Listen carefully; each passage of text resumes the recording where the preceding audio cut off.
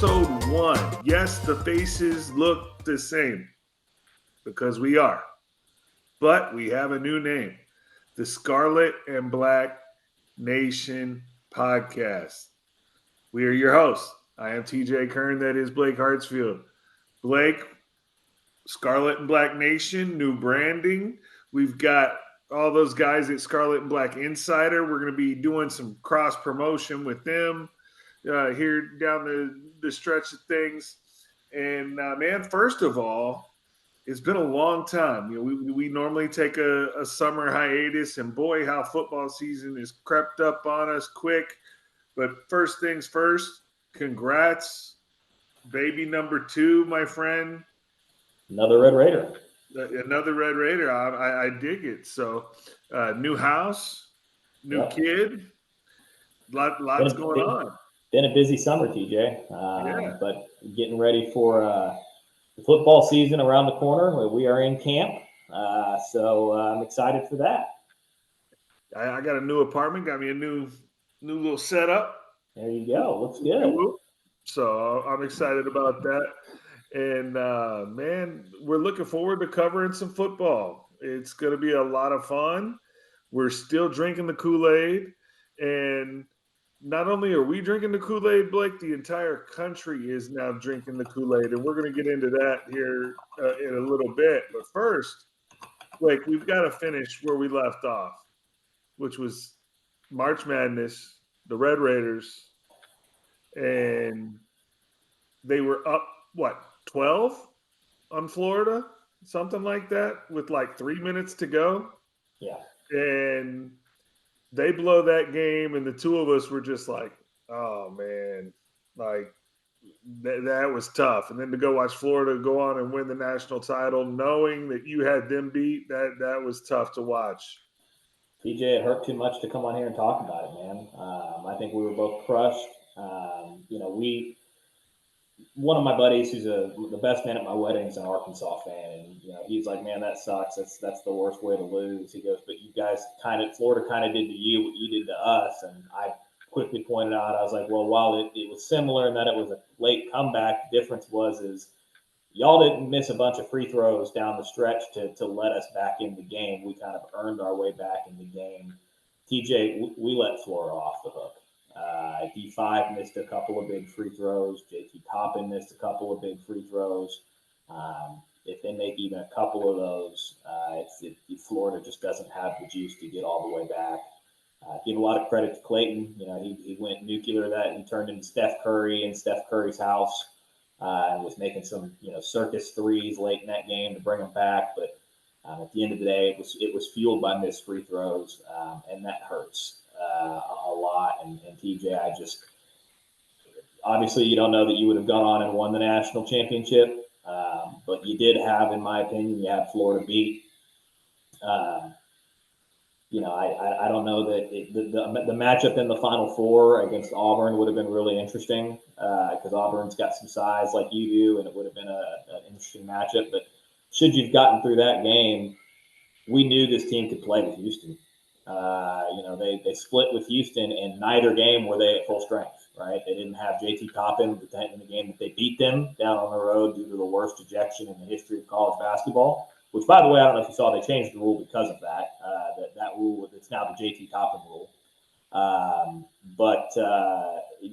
then obviously when you played in Lubbock, you didn't have D5 and you didn't have chance play. So who knows? That one hurt. It definitely stung a little bit because we thought we had a nice chance to make a run to a Final Four there, and then who knows? Right here. So anyway, that's what has happened, with us here on the Scarlet and Black Nation podcast with TJ and Blake. And so let's put the basketball to bed. We're not going to get into this roster. Last season. Last season's to bed. Let's put last season to bed because we had to get immediately to work, Blake, as the transfer portal never sleeps. And I like what the Red Raiders have done. Yeah, I mean it's a nice roster they put together, TJ. if I'm being totally honest, I really wish they would have found and gotten another second primary ball handler to be somebody who could take some of that relief off of Christian Anderson's shoulders. Um, which, by the way, I don't know if you saw any of the international tournament that Grant McCaslin coached USA in, and C4 playing for Germany, but he played as a primary ball handler at point guard. And he was phenomenal throughout that whole tournament. So that's got to give a lot of Red Raiders confidence. But other than not getting a second primary ball handler, they had a chance to take Aberdeen from Florida, and they passed on him because they thought they could get this Ben Henshaw guy eligible, but apparently he can't, multiply 2 times 2 to get to 4, and has been deemed ineligible by the NCAA. Or I guess he's not yet been deemed totally ineligible, but it's looking less and less likely that the Red Raiders are going to get him cleared to be able to play. I've been told the deal is done from an NIL perspective, but they've got to get him eligible. Other than that, the roster looks great. A lot of shooting, Blake. Your boy loves some shooters. Yeah, I mean it's Grant's style, right? I mean let's get a bunch of shooters. Let's get a high pick and roll this year with going to be Christian Anderson and JT Toppin, and surround them with shooters. And I guess we can start there, TJ. The 2 wings that they've recruited, the 3 and D guys, are Tyree Bryan, who's going to be your starting 2 or 3, and these guys are very interchangeable, TJ. They're both 6'5". They could play either the 2 or the 3. But Tyree Bryan is a good shooter. He comes over he's both of these guys were top 10 3 and D wings in the transfer portal. Bryan is probably the better defender of the 2, but his counterpart Donovan Atwell, TJ, this is the one that I'm super excited about. This is your Kerwin Walton replacement. And if I just told you you could get a guy that took 7.5 threes a game, so he shoots it more than Kerwin Walton, higher usage, shot it at a higher overall percentage for the course of the season, and is also not a traffic cone on defense. But not only is he not a traffic cone, he's an elite defender. Could I interest you in that? Sign me up. Well, that's what they landed in this young man. I think that the offense is probably going to take a small step back from what it was last year, but I think the defense takes a large step forward. They do lose D5. Do we want to get into some of the D5 stuff? I'll leave that up to you.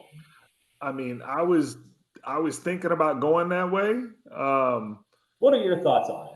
So my thing on the D5 deal is, man, go get a bag. Like, you want to go get a bag, go get a bag. That's fine. He's at North Carolina State with Will Wade. I was a little disappointed that he's like, we're gonna be fine running it back with Toppin and Anderson and these guys that we brought in the portal. We'll be just fine. However, if D5 had come back to this team, you're talking about a preseason number 1. I think that you're in the mix. I think they're going to end up being a top 10 preseason team as things currently stand. I will say, if you bring back D5, you probably don't get the next guy we're about to talk about, and that's LeJon Watts, who, by all intents and purposes, TJ is a D5 clone, only he's probably a slightly better shooter. He's certainly more athletic in the sense that he's quicker. He's not going to be. I'm gonna choose my words carefully here. I like D5. He's been, as you know, he's been my guy since he stepped on campus, and I like D5's game. I always thought he presented a lot of matchups, but D5 kind of played a little bit of booty ball the last year. He continued to put on weight. He continued to bulk up. And I think that cost him some of his quickness and some of his lateral movement speed that he had when he first showed up.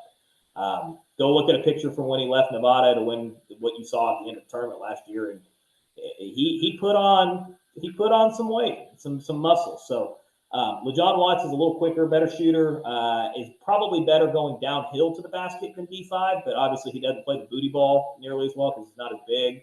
He's more of a technician in the post versus just, I'm going to back you down and I'm going to get to my spot with pure strength, which was very effective for D5. But I'm very excited about what he's going to bring to this roster. Yeah, Coach McCaslin and company, Buff and the guys did an excellent job retooling this roster on the fly. And Blake, something that we've complained about over the last couple of years got rectified this year. And I don't know if you know where I'm going at all, but the Shot off blocking. season schedule, the Oh, non-conference schedule yes. is loaded this season. I thought you were going to touch on shot blocking with Luke Bambiombi coming over from BCU and TJ. That's your. I'm not going to spend a lot of time there, but that's your Fetty times two replacement who left. He's probably more athletic than Fetty. A better shot blocker. Maybe not. He's not going to give you much on the offensive end other than alley oops, but it's not like Fetty times two was doing that anyway. He was an offensive rebounder, which he saved us in the arc. We're going to talk about that, but as far as the schedule, TJ, yeah, I mean they're playing Duke at the Garden. They're playing Purdue potentially in a non-conference tournament. They're playing LSU. They're playing Illinois on the road in Illinois. That's a big time game. They're Did you playing. mention Duke? Yeah, I said Duke at the Garden. They're playing Wake Forest in a non-conference tournament.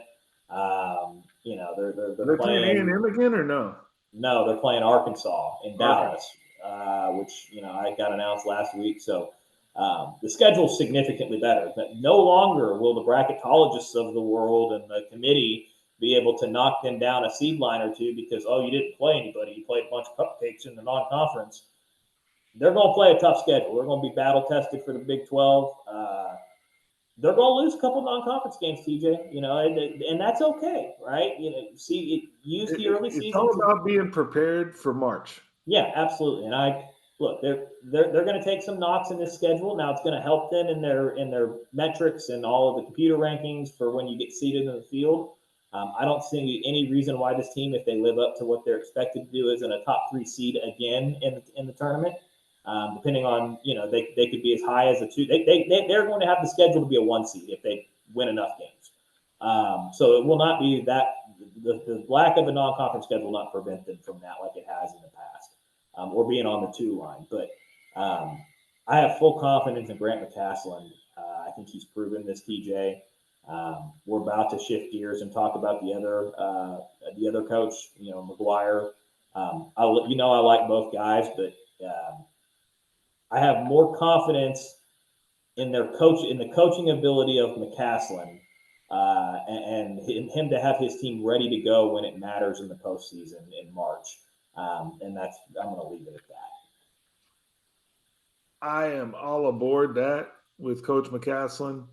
Um, I'm not going to knock Coach McGuire. We're going to get into that here in a minute, but Not knocking him, not, but yeah, it's more for me. It's more about giving credit to how good I think TJ. I McCaslin's think been great, TJ. Not only is he great, I think you have a top 10 coach in college basketball. and I think Seriously, that's putting it nice. seriously, he's that good, TJ. Yeah. Um, and he's starting to get national respect too, which is nice. And he signs the big extension, right, with a huge buyout. So it looks like he's unlike maybe some previous coaches we've had. Cause we've had some good coaches here, right? And, the Austin Strangler, in particular, but he was never any loyalty there. It does not seem like that is the case with this guy. He's all about his ranch and pet donkey, miniature donkeys that he's got, and his It's wife's a pickleball. tech guy, and he considered, he went to tech, and after being at Baylor, and I think this is your guy for the next 10, 15 years. He's got no reason to leave, TJ. He's got everything he could ever want to build a national contender and win a title in love. He's got the elite facility. He's got the donor backing and the NIL money, which we're going to get into that again. Well, we're going to get into that here in just a second. But he's got the NIL money. He's got the facility at the practice facility and headquarters. He's got the home court advantage, right? Like Baylor has a great program, and I'm not going to take anything away from Scott Drew. And I think that's the one program that all the Red Raiders, because of the Chris Beard thing, are like, oh, if Scott Drew ever leaves Baylor, like but he's not going to have the same home court. Like they don't fill up their state. It's a small stadium because they couldn't fill up their old one. They still can't fill it up. It's not the same. I just don't see him leaving. And speaking of NIL, Blake, here on the Scarlet and Black Nation, the debut edition of the Scarlet and Black Nation podcast with TJ and Blake, um, JT Toppin decides to run it back. $4 million. The tune of $4 million. Is he going to be the highest paid player in college basketball, TJ? Might be. He might be. He's He he's might up be. there. He's earned it. Big 12 Player of the Year. TJ, this is the first time that I can ever remember that Tech is going to go into a season with a bona fide first team All American and legitimate contender for the Naismith Player of the Year, right? Like,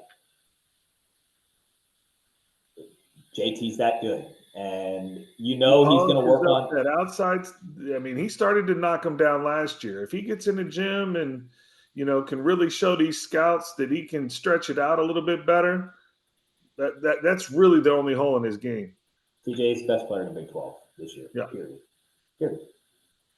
So, $4 million. I'm really excited about that. The way that this roster has come together. But now, Blake, let's turn the page. It is July 28th as we sit here and record this, meaning August is just a few days away. And that means the Red Raiders, there you go. He's drinking his Kool-Aid, ladies and gentlemen. His Red Raider Kool-Aid. As not only have Blake and I been drinking Kool-Aid for probably the last 3 years, here's the deal. Now the nation is caught on because of this transfer portal class.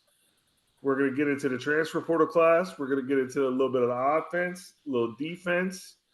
But, Blake, I want to start with the guy that holds the keys to the car. Your guy, Baron Morton, in his senior season, for this to be the type of season that we're expecting, we're going to need big-time senior leader Baron Morton to be that guy. TJ, anybody who's listened to this podcast over the last 2.5 years understands that I have been the conductor of the Baron Morton train. I think that,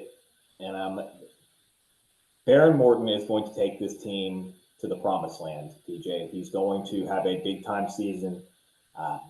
This offense is going to be very good. They might not be the best offense in the Big 12, but they're going to be a very, very good offense led by their quarterback.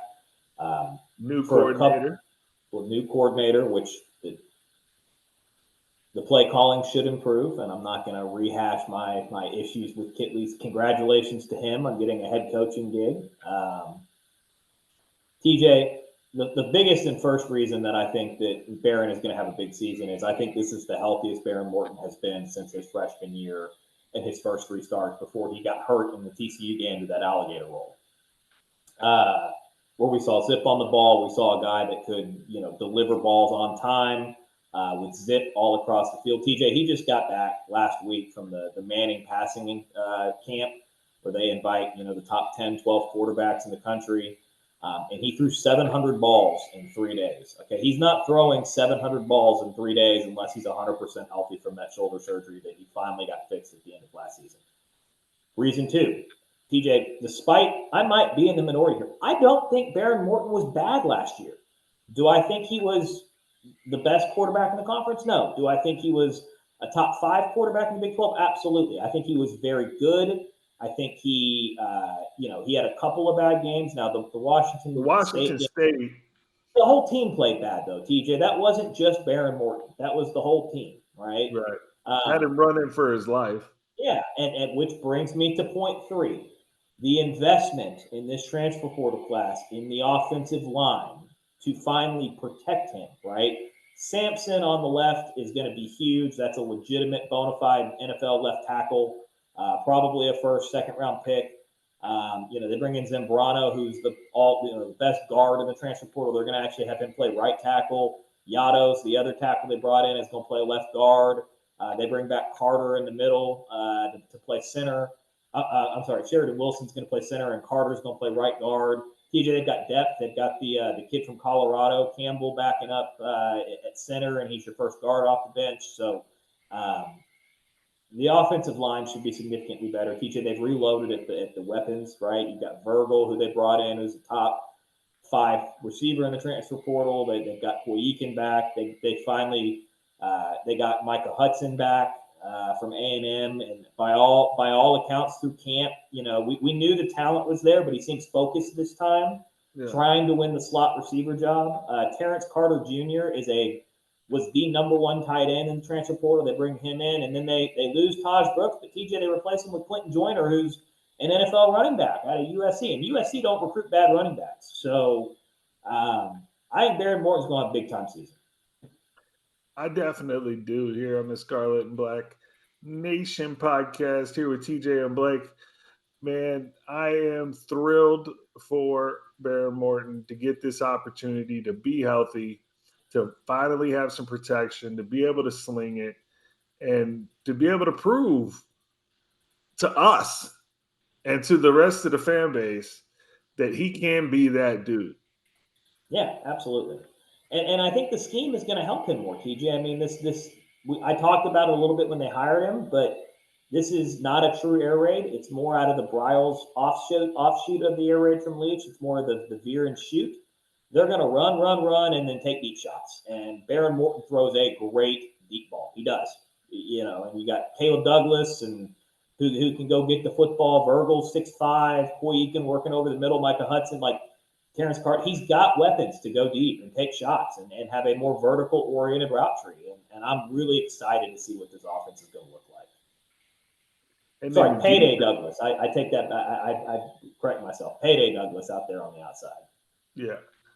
And then the defense, man, boy, is it loaded. Defensive line, your linebackers are back, and look out. TJ, when's the last time we came into a season and said that the of the 2 sides of the ball, that the defense might be the better side of the football, and that you're more excited to see what they're going to be versus the offense? 2 years ago, I want to say we had a really good defense.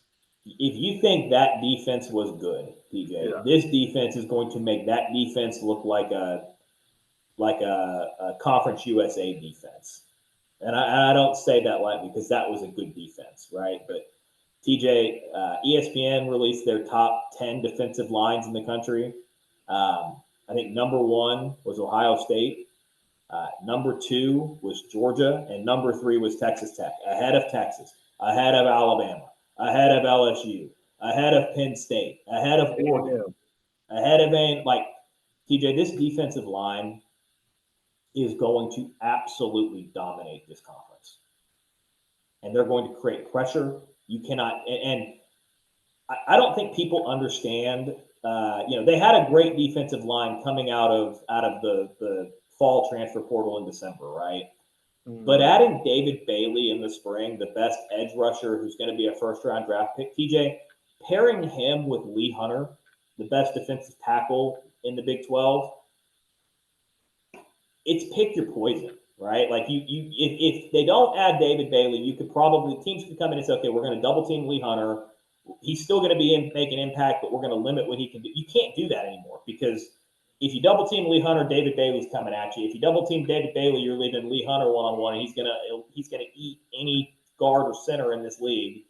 Oh, and by the way, if you can manage to block those 2 guys, good luck with Romello Height on the other wing, right? Who's another NFL pass rusher as a defensive end. So Skylar Gill Howard, Anthony Holmes coming over from with Wood from Houston.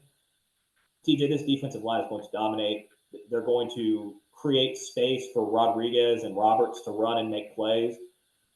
Rodriguez is the preseason Big 12 Player of the Year on defense. I think he is going to be, if he stays healthy, he's their quarterback on that side of the football. He's going to be great. And then they address the secondary. Bryce Pollock's a top 10 corner in the country from the SEC last year.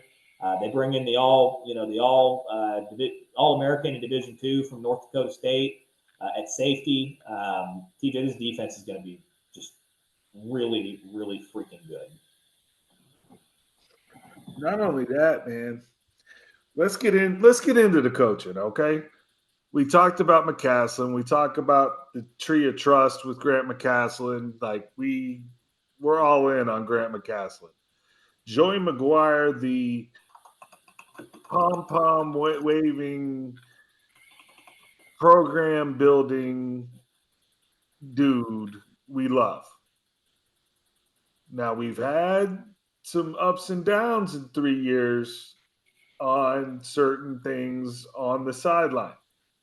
Going for it on your own 12-yard Your line. analytics, I mean, whatever. And I just think that the pressure that Cody Campbell and the guys put on this team by adding all this talent, now we're going to see what Coach Joey McGuire and company are really made of with the X's and O's. TJ, this is a put up or shut up year for Coach McGuire. I like Coach McGuire. I think he does all of the things in terms of being a head of a program that you want, the CEO, quote unquote. He builds the hype. He's great with the media. Players love him. He's a great recruiter. Certainly helps when you've got the richest and most willing booster in college football because all money go burr.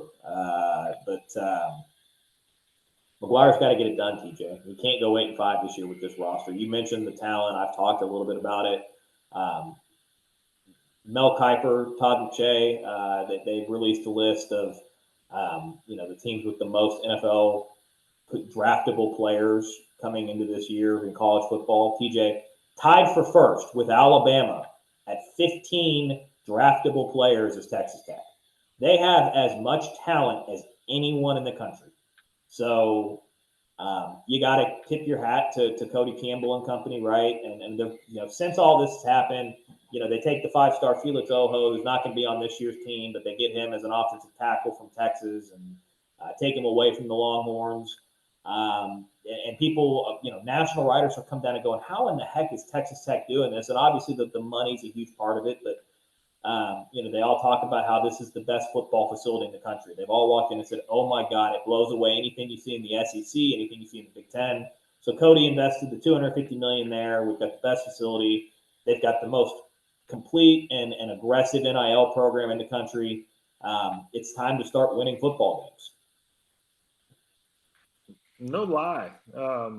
We've been just clamoring for winning football around here for a long 15 time. years. 15 years since Leach left. So we're looking forward to that this season here on the Scarlet and Black Nation podcast. And we're going to be doing some things y'all need to check out if you're not a member already at the scarletandblackinsiders.com. Make sure you check out RC and Jacob and the guys over there as they've got all the goodies behind They the do such a good job, TJ. Such a good job over there. So, man, Blake, I think for episode 1, I think we did a pretty good job here, just getting back in the saddle. Looking forward to everything. Oh, before we get out of here, how about a round of applause for the softball girls? Yeah. I was hoping we were going to touch on that. And TJ, I'm not going to claim to be a softball expert, but from everything that I've seen, it looks like they have reloaded and then some going into next year. So they're trying to win a national championship very clearly. They were one game away, and our girl Nigel Kennedy just ran out of gas, man. But good kudos to the softball team, and then they went after it in the portal. So I know we are mainly a basketball and football podcast, but hey, got to show love anytime you get to play for a natty. They had a phenomenal season. She's an absolute beast. I mean, she pitched every pitch up in through every game until the last game when she finally ran out of gas. But you got to tip your hat to the investment on that program. I think that's more John Sellers and his wife, because she was a former softball player, and he's for people that don't know who John Sellers is, he's Cody's partner at Double Eagle. So Cody's the much more front man. He's the one that's in the media, right, making all the headlines. But Sellers is his equal partner and has been on all those deals. TJ, we're. I don't think Red Raider Nation, and maybe they're starting to appreciate this, but enjoy this because what Texas Tech has right now with Campbell and Sellers and Womble and all these guys that are pouring into these programs, right, across football, Patrick Mahomes. basketball, yeah, Patrick Mahomes to a lesser extent. Um, this is rare, right? And I've seen multiple reports that Texas Tech has got like depending on who you believe, either the most expensive roster in college football this year or the number 2 roster in college football, along with UT down in Austin. Everybody knows for years that UT has been the richest team in the country. They've been cheating for 70 years, and now it's kind of an equal playing field. But you're the one school that can match them now financially, and even UT boosters are saying we can't just bully Tech with money anymore. Prime example being Felix Ojo, right? The number 1 offensive tackle in the country, committing to Tech over Texas, even taking out the Longhorn hat, putting it on, and then throwing it away before flashing the guns up. So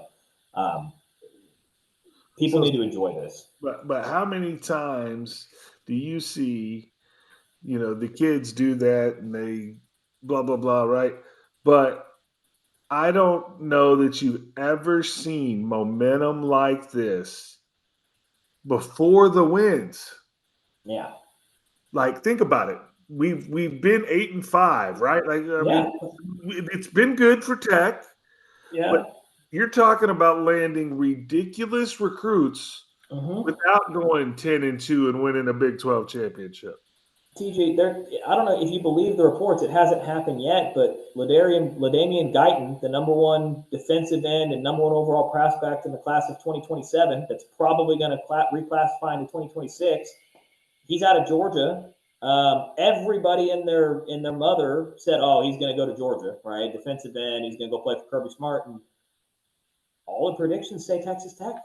And he's gonna. And he in multiple interviews said, "I really like Texas Tech. I like Coach McGuire. I like what they're doing." Like this is special what Cody Campbell has put together with this NIL program. With him and McGuire have been able, and Blanchard have been able to put together.